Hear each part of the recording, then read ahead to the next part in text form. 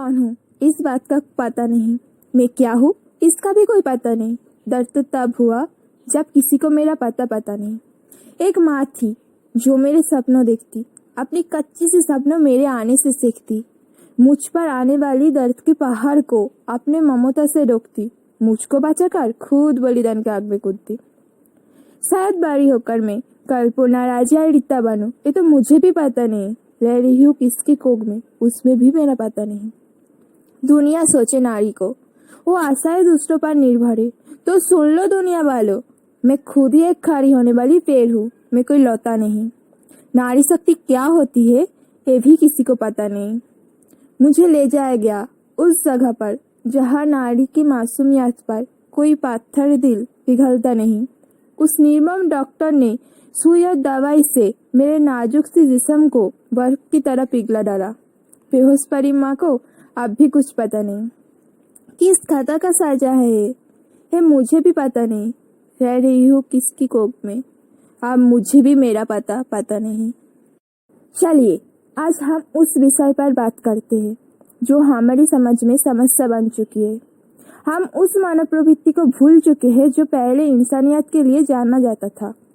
हम कहने को तो तन से मानव प्रवृत्ति के हैं, मगर अंदर से जानवर की तरह बनते जा रहे हैं।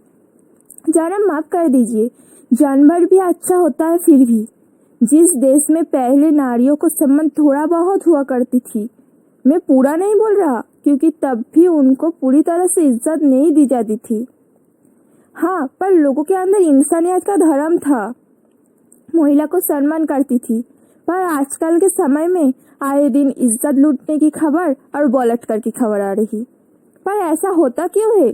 क्यों हम लोग उनसे डरते हैं जो गलत करते हैं, या फिर हम लोगों के अंदर ही कोई कमी है कि हम उन जैसों को खत्म नहीं कर पा रहे समझ से?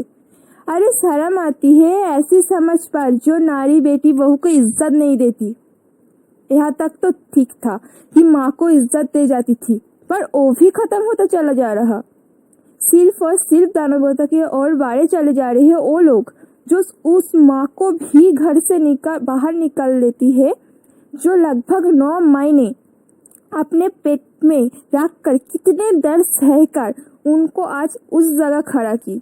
मुझे ये नहीं समझ में आ रहा है कि हम किस सभ्यता को पाल रही है जिसके अंदर ना तो धर्म है, ना तो सत्य है, ना तो शर्म है, ना तो पवित्र है। अरे थू है ऐसे लोगों पर। आज भी अगर किसी लड़की के साथ गलत होता है तो लोग अक्सर अंधा बन जाता है। वाह क्या बात है, ये अगर अपने घर के लड़की के साथ गलत हो तो वो गलत होता है, मगर दूसरों के लड़की नहीं, वो तो कोई और ही है। घर पीकर आए हुए आदमी अपनी पत्नी और बेटी को पीटता है या फिर बेटी के साथ गलत करता है तो बगल वाला लोग देखने के बाद अंधा और सुनने के बाद बहरा हो जाती है। अरे आप क्या ही देती हूँ, ऐसे लोग बेशरम हो जाती है। अरे उस ताकत का क्या काम, उन पैसों का क्या काम, उस इज्जत का क्या काम जो किसी को बचाने का काम ना आए। अच्छी बातें तो एक से बढ़कर एक करेंगे, पर इतना ताकत नहीं उन बातों को खुद निभाए।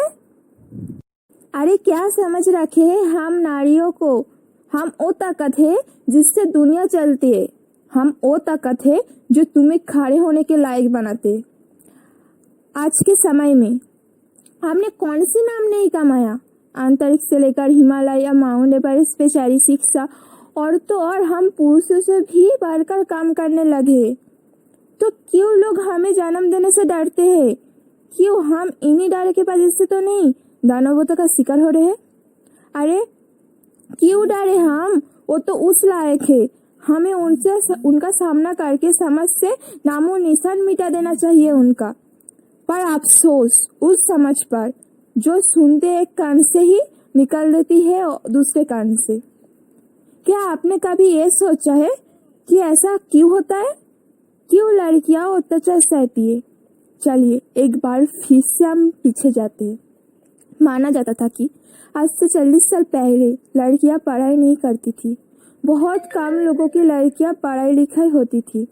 ये तो क्या कहे कि जो लोग पढ़ाई लिखाई होता था उनके ही लड़कियां पढ़ाई लिखाई करती थी। आप देखिए, हमारी समझ में अच्छे लोगों से अच्छा होता है। अब यहाँ पे क्या हुआ कि घर के लोग लड़कियों को पढ़ने का आधार नहीं दिया, वो बस उनको घर के कामों में व्यस्त रखते थे, क्योंकि उनका सोच बहुत नीचे थी।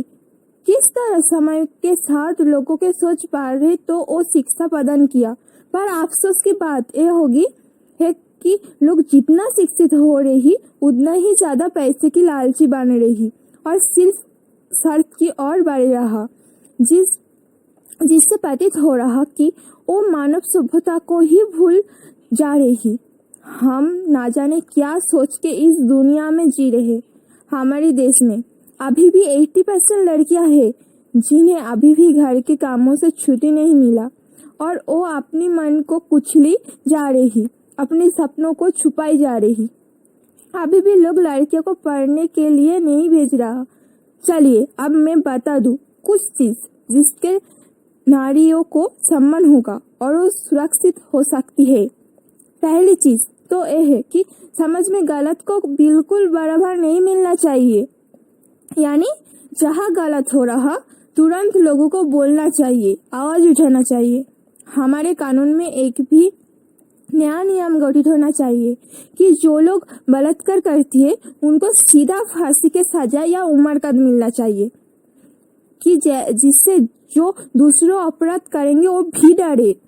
लड़कियों को इतना मजबूत बनाना होगा कि अगर घर में अत्याचार होता है तो उनको आवाज उठाना चाहिए।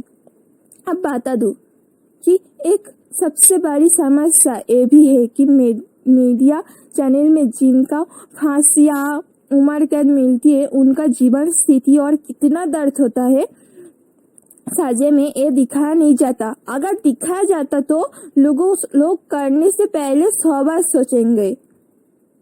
इन सब बातों के बाद एक चीज है जो सबसे ज्यादा लड़कियों को सामना करते हैं, वो है पीरियड्स या फिर कई माहवारी, जो कि इस वजह से उनको बहुत दर्द होता है।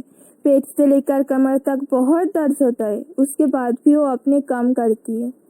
सोचने वाली बात तो यह है कि जहाँ सबको थोड़ा चोट लगने से दर्द होता है और उसे वो बहुत बड़ा मान लेती है, पर महिला हमेशा सहती है उस दर्द को। सबसे बड़ी बात तो ये है उन्हें हम पूछना चाहिए और सम्मान करना चाहिए, क्योंकि वो दर्द होने के बाद भी सारे काम करती है। ये तो प्राकृतिक है ना, तो क्यों पढ़ लिख के लोग भी अनपढ़ बन जाते हैं, जैसे आजकल की साइंस स्टूडेंट को हो या फिर कोई भी। मालूम होना चाहिए कि इसे पीरियड्स के वजह से गर्भ में पवित्र आता है, जिससे वो आगे जाकर जन्म देती है, जिसके वजह से आज तुम खुद हो।